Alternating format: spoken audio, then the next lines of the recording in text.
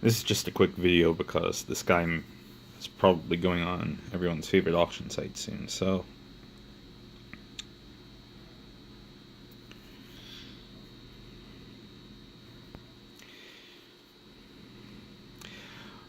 what these kind of are like is, if you've ever tried a La Pyrenees, these are sort of like La Pyrenees' finer brother, basically. Very hard.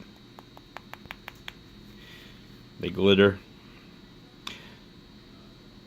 I think a lot of the time guys first get these, they're buying them off of pictures on the internet thinking they're special stones, and then they get them and they're like, that's not a special stone. And they're not. They're not nearly as fine as a special stone. And yeah, can't feel that.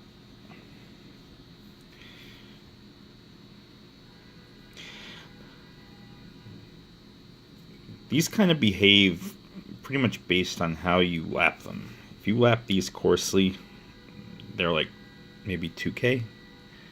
If you really polish one up, 5 maybe, 5, 6. Maybe if you find a really fine one, a little bit more. Not the most aggressively cutting stone. They kind of remind me of the Dalmor Blue, you know, swirled out stone, really pretty stones, but this has a more even feeling across the stone than a Dalmor. Very porous. Very porous stone.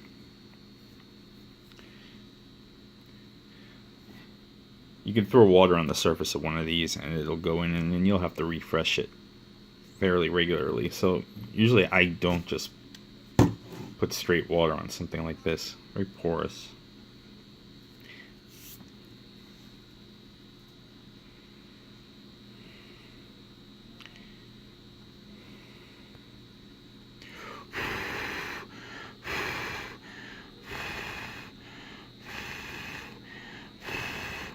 Very porous. That's a little bit of water.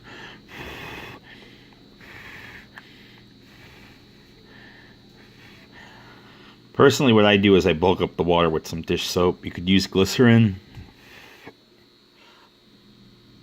I personally wouldn't use oil on one of these, though you can. People have. I just think it would be a royal bitch to get the oil out of one of these stones.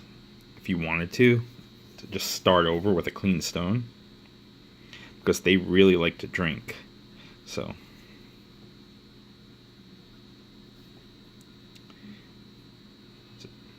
fissure. There's also a tiny little fissure over there. Anyway, let me wet this out. This was in pretty dreadful shape when I got it. This entire surface. There were just bits of the big chamfer left.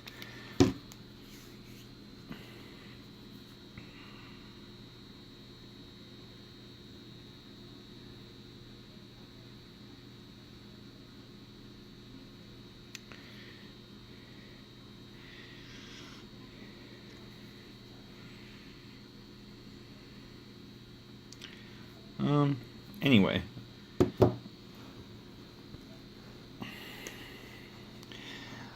I've taken a few knives across it because I haven't had one of these things in many moons. And the latest victim just now was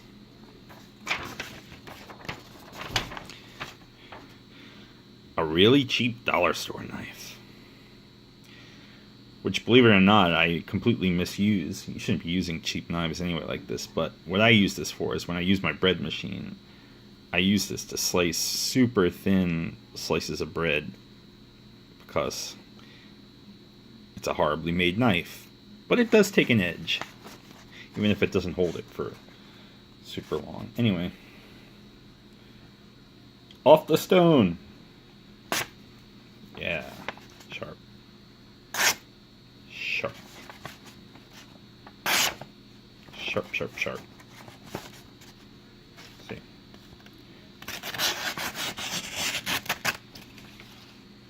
Pretty good. Sharp, sharp, sharp. Such bad steel.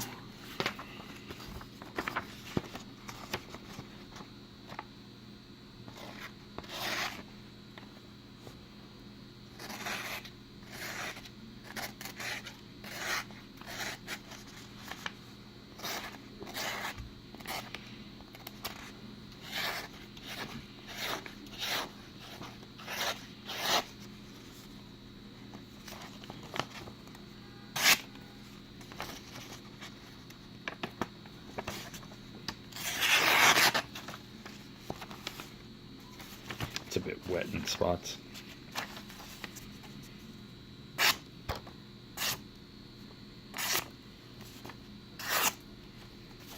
Anyway, stone works.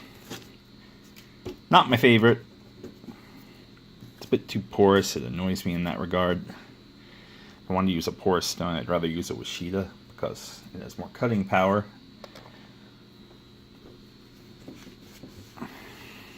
But this has the virtue of being very interesting. Plus, given the euro these days and how much French shipping has gone up, getting one of these in here from overseas is not very practical these days, given the performance, in my opinion anyway. It's not worth paying $20-something US to ship one of these things over if you find a big slap of it, because, well, here in America you can just buy a Washita, but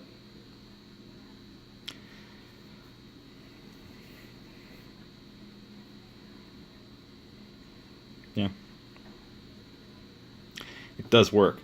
By the way, you want to see something scary? Dollar store handle. I noticed this before when I was going. I felt a little bit of jiggling. Watch this. This is scary shit right here. I'm gonna epoxy this. Maybe tomorrow. Oy, oy, oy, oy, oy, oy, oy, oy. My God. But it does take an edge. I'll give it that. It doesn't retain it forever, but I don't even know what it's hooking on to.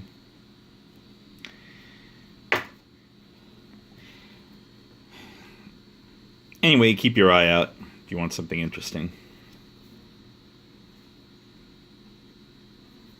Big heavy bench stone.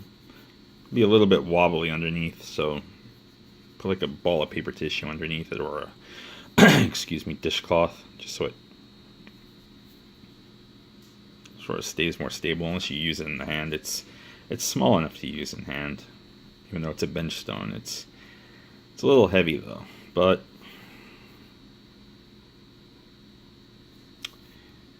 you could do a lot worse.